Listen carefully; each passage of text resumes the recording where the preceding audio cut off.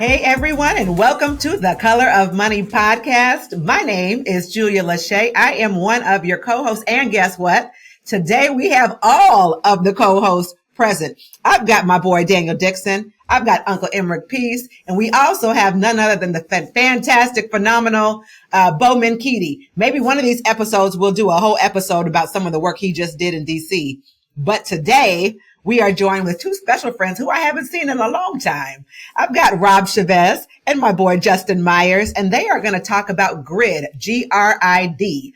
I'm not going to explain it because I'm going to have Bo kind of lead this conversation about it. But I do want to say before we get started, because we had a whole podcast before we hit record, and I know they're going to have a lot to say, so I want to get this in. I met Rob and Justin in Nashville, and I was, I don't want to say I was not feeling included, but I was not feeling included. In general, I'm the head of inclusion and belonging, by the way, but I was not feeling included at KW at all. And these guys, I saw them in the lobby and they said, "Hey, we're going to dinner. Do you want to join us?" Simple gesture, right? Just simple gesture. And it meant so very much.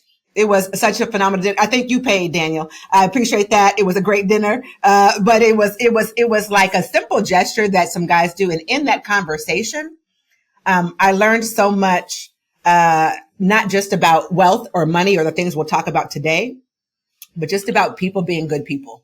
So I want to say thank you for that before we get started. Thank you for that. Like that was awesome. We appreciate that. And we loved having you out for dinner. Thank you. It is those small things, those small gestures, those relationships that build actually into the powerful networks that are things like what the GRID Investor Network is. And so we are super excited today to have Rob Chavez and Justin Myers with us. They have taken some pretty amazing paths and journeys through the real estate industry. Rob's, just to give you guys some context, we're going to talk a lot about the GRID Investor Network today. But Rob also is an amazing mega agent, sold over $1 billion, I believe, of real estate, has built some amazing organizations, not just in real estate sales, but across the spectrum. Justin, background in mortgage lending, different pieces of the industry, has brought this passion for home ownership and created of businesses and creation of networks that we're going to hear about today. So we are super excited to have them with us and to learn a little bit more about what they've been building and how that can apply to our four pillars of building an amazing real estate business, being able to invest in real estate and develop real estate, building our leadership skills so that we can grow, and then finally managing money and learning the rules of money and the pathways to wealth. So we're excited to have you with us today on the Color of Money podcast, Rob and Justin. Thank you for having us. We appreciate it. Yeah, thank you, Bo. Maybe if you just want to start us off and tell us a little about what is GRID? Yeah, really GRID was and is a relationship investment group. From the simplest thing is, let me start off from the beginning. GRID was a way for me to build relationships with local real estate investors and people that wanted to get into investing. And it was just a way to kind of facilitate a conversation with like-minded people about money. And it's since then has grown into this phenomena. Really, we have 30,000 members around the country, 40 different communities, all led by agent investors. And what we realized was that there was a power in relationships. There was a power in building community. There was power in networks. And so over time, it really evolved into this idea, this concept of GRID is grow your network, and relationships transform lives, and invest in people and assets, and develop leaders and build wealth. And what's happened is it's become this incredible community that it helps empower people towards a path of profitability and towards a path of prosperity. In a nutshell. You could hit those four again for us. It was Sure. Grow your network. Grow your network. Relationships transform lives. Invest in people and assets, and develop leaders and build wealth. And Awesome. that's the acronym for GRID. Now, really, when I think about it, GRID's also a power network. And The power is in all the relationships around you. Many years ago, I heard Emmerich say, relationships will take you to places that money can't. And that really is the ethos of Grid. That's awesome. I think it's so important in this wealth building journey that you get with like-minded individuals, because it's rare that you go do this thing completely on your own. And that's what I love about what you guys are doing, because a lot of people hesitate taking the first step or doing their first flip because they don't know, they want to know everything from A to Z, and they don't have that support network. And creating this this platform and this community of investors, it allows you to expedite your growth and go so much faster. I think that's awesome. Yeah, there's proximity, there's power in proximity, Daniel. And that's why I started it. I just wanted to be around people that were doing the things that I was interested in doing. And I was just facilitating a conversation, and it's grown. Rob, first off, said, hey, my job is to make friends. And that's why we're in business. I was like, well, I can do that. If that's what this is, that's my superpower. I think I know where I found my home. And the second part is we talk about an identity journey all the time. And Daniel just hit on it. Like, an important part of an identity change is I got to have an outside impetus. This is from Dan Grieb, by the way, Grieb. I got to have a cohort that I'm going on the journey with. And then I have to go back to where I was and take someone with me, right? Because teaching is the key to mastery. And so, like, being in the community, when you show up to the community and you put on your little name tag, we edify, you are an investor. If you're in the room, only 7% of the population invests in real estate. So just by being in this room, you're already winning. It's like, just stay, and you can't lose. If you just, win slowly, you cannot lose. Yeah, I love that. When you guys started this, was the goal, like, what was the original thought? I don't imagine you didn't imagine it to have, to have 30,000 people or 40 different chapters. Like, when you were starting, was the idea, hey, just to get together and discuss stuff, or were you hoping to do deals together? Like, talk to us a little bit about the creation of this, and what was the driving thought in your mind when this got created? I love the real estate entrepreneur, like love it mainly because it's an incredibly hard journey. And I feel like I'm a kindred spirit with a person that goes on that journey. And so I wanted to just create a conversation with like-minded people, like Daniel said, around a topic that I loved, which was real estate investing, wealth building, finance. And I didn't claim to be a guru. I just wanted to have a conversation, make friends. And what happened was it started with 5 people, and then it grew to 10, and then 20. And before I knew it, I had 100 people in the room. And it just became this collaboration. There was no competition. I always said we're not competing. We're collaborating. And what happened was, Bo, people started approaching me from other markets saying, "This is really cool. What you're building here. Can I do one in my local market?" And I actually turned people down the first couple times I heard. I was like, "No, I'm one person. I have no interest. I'm building my business." But after the third time, I was like, well, how would I do this? And I looked at the CrossFit model, and I said, well, what if we just licensed how we do it, created the ethos, the framework, the brand, the messaging around it, and gave this as like a business in a box, a network in a box, so that people could go do this in their local location. And that's how it's grown, right? But it started out of a need. Really, Bo. I just wanted community. How have you maintained as you've gone forward? I know Justin has been a big part of helping to build and think about that community. How have you maintained the connection between? So you license it out. Like, what does that relationship look like between the various communities? Yeah. So the leaders themselves are on the journey as well. And so we're constantly pouring into the leaders so that the leaders can pour into their communities. So we have monthly calls with those leaders to expand their mind on whatever it is that they're building. So I'll bring in high level people to talk about syndications or development work. And then the leaders, because we're all real estate agents that invest in real estate. And by the way, that's kind of what makes us uniquely different, is that I put the agent at the center of that conversation, because there are other investment groups around the country, but but there's no other investment group like ours that puts the agent at the center of that discussion, right? And I did that on purpose because that was me. I wanted to empower that person. And so we then do deals with each other across the country, not investment deals per se, but referrals to those people. So it almost became a referral network among peers and coaching and education. That's the question. I've stepped into a role as director of expansion that I'm getting, again and again, is that sort of, are we investing together, fund, syndication? That is a natural outgrowth of if you build a powerful network, that is all that a syndication is. And what Grid does, I think, better than any room that I've been in, it's a trust transfer network. Because we just we make it front and center, hey, relationships, and here's how you build social capital in the room. And we teach people, we already know, right? When you go to the conference, you ask the great question, you say your name and where you're from. That's how you show up and become a stakeholder in the conversation. There's a symbiotic relationship between the audience and the person on stage. And so we kind of just explain that to them explicitly and reward that behavior. And then if you come to Knoxville or St. Louis, you could meet everyone that you would need to invest with confidence and have enough people there to say, hey, Rob, what do you think of Daniel? Hey, Daniel, what do you think of Julia? It's how we organically make friends. And I think it's unique. There's nothing else kind of like that where there's a national scale.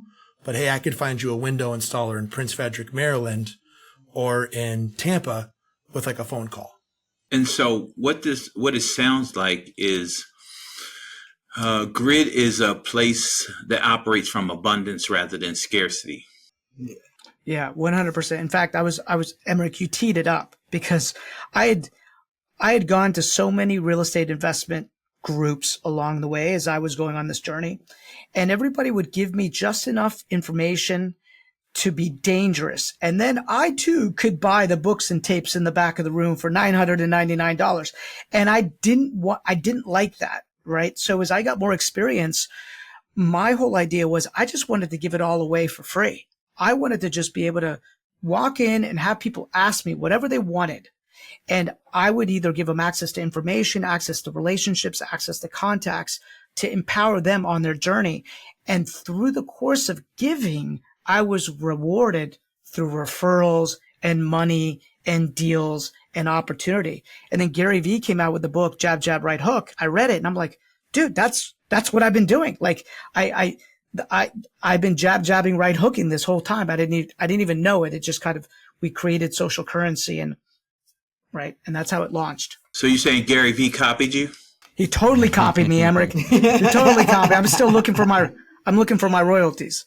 Is there anything, as you guys sort of start out on this journey of helping real estate agents be at the center of an investment network, have you found that we talk a lot about sort of a wealth building continuum or an order at which people sometimes move through these stages, which are all happening at the same time, but there's sort of a logical progression to them. Have you found that as people transition from the mindset of, hey, I'm a salesperson building a sales business to I'm an investor, what are some of the key, things you think that really translate that are sometimes stepping stones? Like how does one's mindset have to shift, and what skill sets might need to shift when you're making that transition? We developed this framework of how we think about this. It's called the 7 levels of wealth framework. And at the very bottom of that pillar, the first is energy, mindset, and identity. And many times when people are on that journey, Bo, they've got this identity of they're a salesperson, they're a self-employed salesperson, and we've got to move them from that identity to level 3, which is that of a business owner. And there are some steps that they have to take to go from self-employed to actual business owner, which I find is just closing your books at the end of every month. That simple act takes you from self-employed to owner. And you start thinking of yourself truly as the CEO of that, on that journey. But then the next step after that, which is level 4, is giving yourself permission, because I think there's like giving yourself permission to start thinking of yourself as an investor. Because once you understand how your business works, you can understand how investments work. And like you said, Bo, it's a continuum. It's not a straight line. It's this continuum that happens. But by just getting into a room where there's other investors, they start they start adopting that identity, and they see somebody and they say, I can do that too. They're like me and I can do that too. And so it's just putting yourself in that room. Yeah. So to put this in a KW framework, right? You've got you go from E to P, right? We all have heard that before. When you break through, it doesn't mean you don't necessarily go back down to that level below. There's that. So, hey, I got the sales business and now I earn the right to think about investing. My coach says I can start thinking about this. So I start reading some books and I start getting exposed to it and coming around and trying on the identity of an investor. Okay. Like I've got to kind of play a little bit above, my level to get exposed to that. I've got to finesse my way. Jeff Glover said it really well. He said to get in, you have to be really annoying to get into my world. I've got to really try to get into the right room so I can get exposed to the right thing to take me to the next level while I'm operating, my sales business. Hopefully as leaders, what we do is we remove that friction for people, right? Yes. So that they can get into those rooms easier. They can have these discussions, but a lot of times it's just mentally going on the journey. It's like you read a book. I mean, I interview people in our podcast all the time. It's called the Income Flip. Income, INCOME. Flip, FLIP, income flip. And it's how do you move from active income to passive income? And the number one book, when I ask people, what got you starting to think about this, is Rich Dad, Poor Dad. That one book has launched more people than anybody I know. And so a book is what helped plant the seed in so many of our minds, right? Daniel, I'm just curious, out of curiosity, was there a book that launched you? That's the exact one. Read it when I was 18 and changed the entire trajectory of what I'm interested in and what I wanted to do. Yeah. That's wild. Me too. And it's overwhelmingly the book. Yeah. I actually have my kids reading it right now, actually. That's great. It teaches you so much just about life and money and just the concept of thinking about real estate and wealth and cash flow and some of those things. Well, what I love about this piece of the discussion is that content, the right content, really kind of transforms lives, right? So the Red Book was another book that transformed my life. It took me from looking at myself as a self-employed person to a business owner. And then I went on that mission to become a business owner. The book Rich Dad, Poor Dad really got me thinking, moving from an employee to an owner of, assets, businesses and properties to an investor. And showed me that there was a path for that. So Grid really gives content. It forms content to create a conversation so that people can go on that path, right? And when you're in a room full of people doing it, you're like, I can do it too. Where do you find the people who join Grid? How do they know Grid is out there? How are they taking advantage of the content that you're providing? And how do you find people to even listen to your podcast? Where do you actually share this to the masses so people can take advantage of content that changes lives? I'll start off by saying the Meetup platform for me was the genesis of it all. There's meetups for everything out there. There's meetups for, people that own chihuahuas and, they want to meet each other. Well, real estate investors by nature are a community. And if you put the right baits and hooks in the water, that community will find you. So I remember thinking, well, if I was a real estate investor or somebody wanting to build wealth, what would I need to know first? And I was like, well, I would need to understand what wholesaling is all about. And like, what is that concept and value? Okay. So what would I need to know second? Well, I would need to make the telephone ring. So I would need to know how to market for that. So I made sure that I had the right hooks in the water to attract my avatar. And then when I had those right hooks and I had people in the room, I gave them what they needed. So first it's like, give them what they want, but then give them what they actually need. Right. And that's just a marketing adage 101. A lot of times, people want to lose weight. So they try to go for the fast diet, but in reality, they need to make it a lifestyle. So maybe you have some kind of squeeze page or opt-in that gives them the result they want, but then you actually give them what they need at the end, which is eating right, healthy lifestyle, all the rest. It's the same in all of our content creation. I love this distinction that you made, Rob, between like what people want and what they need. And when it comes to real estate and investing, what is it how do you think about those things? What's what people want and what's the actual Sure. Because we live in this world that kind of glamorizes the Yeah. output oftentimes of stuff, and people desire that, but we don't really investigate the process. So how do you think about what people want when they come to this, and then what do they end up actually needing to be successful? Yeah, people watch a lot of HGTV and they're like, I want to flip houses, right? I want to go flip house because I want to be rich. And they're like, they don't quite know what that actually means and what flipping house is all about. And then that's what they want, right? They see that on TV, they want that. But once they come into our community, they realize that wealth building is playing the long game, right? It's about buying assets over an extended period of time. It's about saving money over an extended period of time. It's about doing some of these basics over and over again. It's about living below your means, right? So they get attracted. The Venus trap is that like flipping houses type of piece. But the real wealth building is all the other stuff that happens underneath. And that's what we give them over time. We learn through stories. It's selling is not telling. And so Rob told me a story. He said, I did a flip and it felt really great. You make $50,000 and then you look at what you lost and you realize you could have controlled 10 listings on your sales business, made the same amount of income with very little risk exposure. Maybe you're out the cost of like some listing photos if it doesn't sell. And so, Rob, I listened to that. I didn't do a flip. This flip now, by the way, is 8 months later. It's still not closed. I gave it to another investor and we've built a thriving real estate sales team using the model. But I had to hear that. Like I needed to hear it in a story format.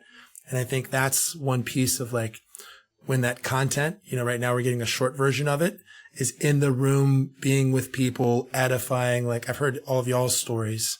Now, those stories are what are transformative because that's like, okay, I can imagine myself on that and I'm learning from, because to Rob's point, we should just be talking about how to buy and hold assets for 30 years every single time, but that's not as enticing. So I set different hooks, but it's still the same message of long-term real estate holds or what unlock all of those wealth building strategies that you talked about, Bo, that fourth pillar.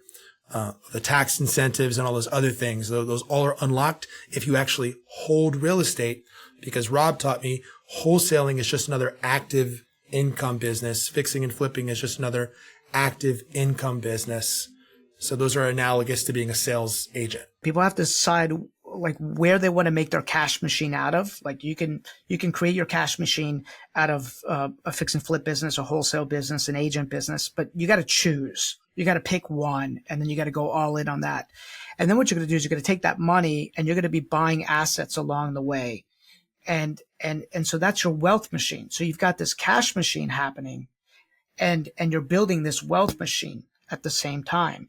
And so many people are so, they focus all on the cash machine because that's what they see on TV and they see the sports card, they see all that, but really they need to be focused on their wealth machine.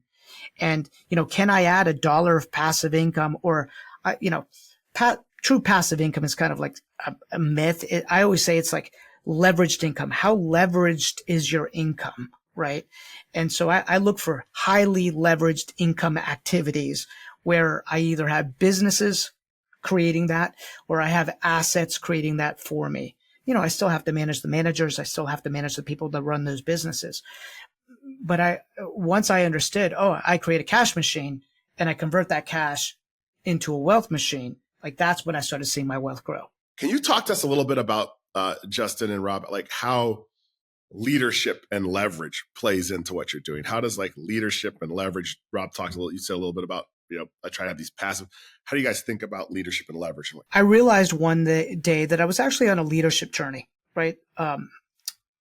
If I wanted to own a fixing and flipping business and I wanted to own a real estate team and I wanted to own a property management business and I wanted to own grid, if I wanted to have these things, that I really needed to develop myself as a leader and then develop leaders to run those division. So I got to a point where I was like, oh, this is just a leadership game. I'm in a human development game, and my job is to develop people.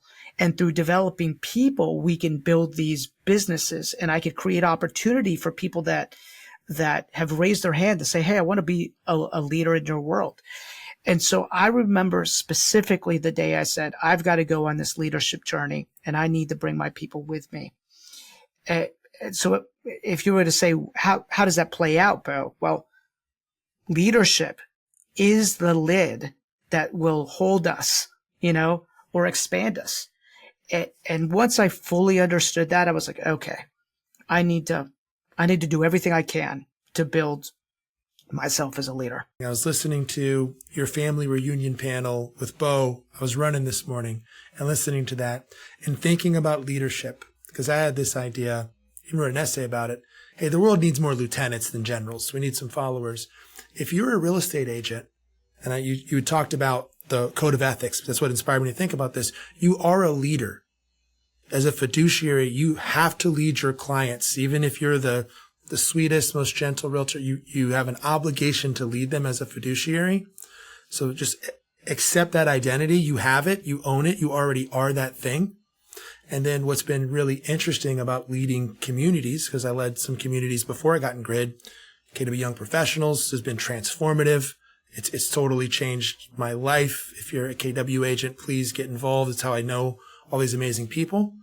But when you do that and you have a shared vision and a shared culture, what we've done, like in a Grid community, it's essentially a database exercise around community.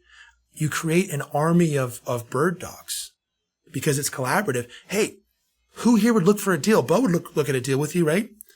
And when you share the platform and you make it this, if you just give it away, givers gain, it becomes a marketplace. We're market creators, which is what realtors ultimately are. That's what they did in Chicago, right? Is, hey, we need to have a code of ethics so Daniel and I can create a market. So Daniel and Emmerich can create a market and we can share information because there's an information disadvantage and our obligation is to shepherd our clients through that. So, if you're interested in that, like this is another way. If you're collaborative, community oriented, this has been a way for me to realize that I had leadership talents that weren't showing up in my sales business, but I had great relational talents. And that is just another community as a lead gen pillar. Like that's a way to build a real business and, more importantly, like a life worth living.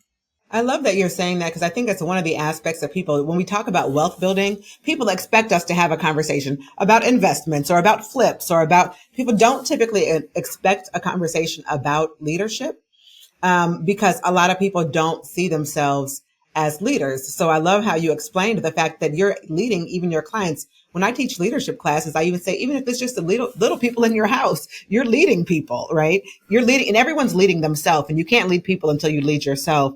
So I think it's one of the conversations we should probably have more on any conversation that has to do with wealth, is about how do you first become the person who is capable of investing? How do you become the person who's building a really big sales business?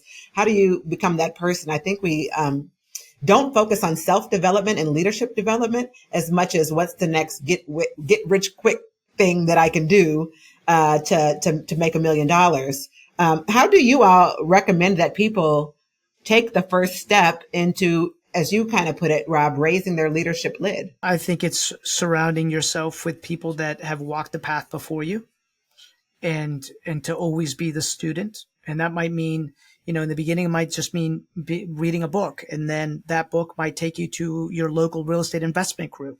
That local real estate investment group might lead you towards finding Bo or Daniel, who is doing things at a high level, and then sitting down with them and being part of their journey somehow. And so I think really proximity in this journey is super important, right? Definitely. Which is why I'm like, just get out there and meet great people and make friends. Like everybody, like on my team, I'm like, your number one job is to go out and make friends. Go meet people, go make friends, right? And when you surround yourself with people that are doing the things that you want to do, it naturally rubs off on you. And so, Bo, to kind of go back to your question on leadership, what I've started realizing is that goes back to the heart of why I had joined Keller Williams in the first place, which was we're a coaching and consulting company disguised as a real estate company. And I realized that Casa and Grid is really a coaching consulting company disguised as a real estate investment network, right? And that we want to be more purposeful in that approach and take people on that journey so that they can empower their families, they can empower their communities, and ultimately transform their lives. Basically, you begin with the end in mind, and the end is impact, right? Money is good for the good it can do. What would you do if you had money? And I just think like being a friend, if you really think about it, is the foundation of some of our most basic philosophical and religious ideas. Loving my neighbor as myself, like just being fully present for people. And if you really take that and you internalize that, like what would it mean to be a friend? Julia just said that. Hey, thank you so much. You were a friend. You invited me to dinner. You broke bread with me. And when you start doing that, like you have a meaning, you have a purpose, your life is significant. And when you step into that, like then it starts, well, shoot, the next thing. And it's just the one thing for me is to go to your question, Bo, you asked this way earlier, like what's the one thing you can do? We got on topic of books. If you could read one book as like an action item as a way to orient yourself, I'd say it's the one thing. What's the one thing I can do right now such that by doing would make everything else easier or unnecessary? And then if you get in the right rooms to kind of orient yourself, that is a North Star that'll guide you along this journey. It'll never fail if you just get in rooms like this where you have leaders that'll pour into you.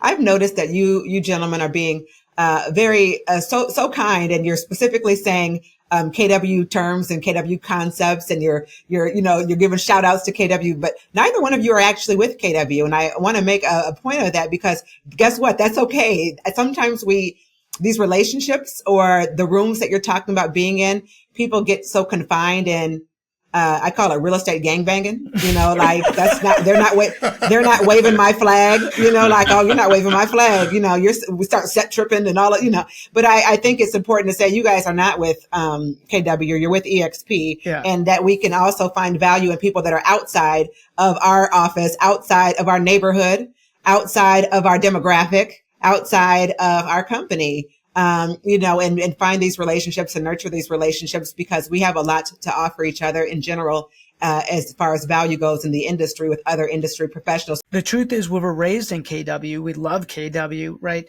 And I remember when I made the switch, I was like, I felt like I changed my colors. I was like, oh man, I got new colors on. This is so weird. But I realized really what I realized was I actually put my own colors on. That was how I thought about it, right? I actually was able to put my own colors on and kind of transcend that whole idea in the first place.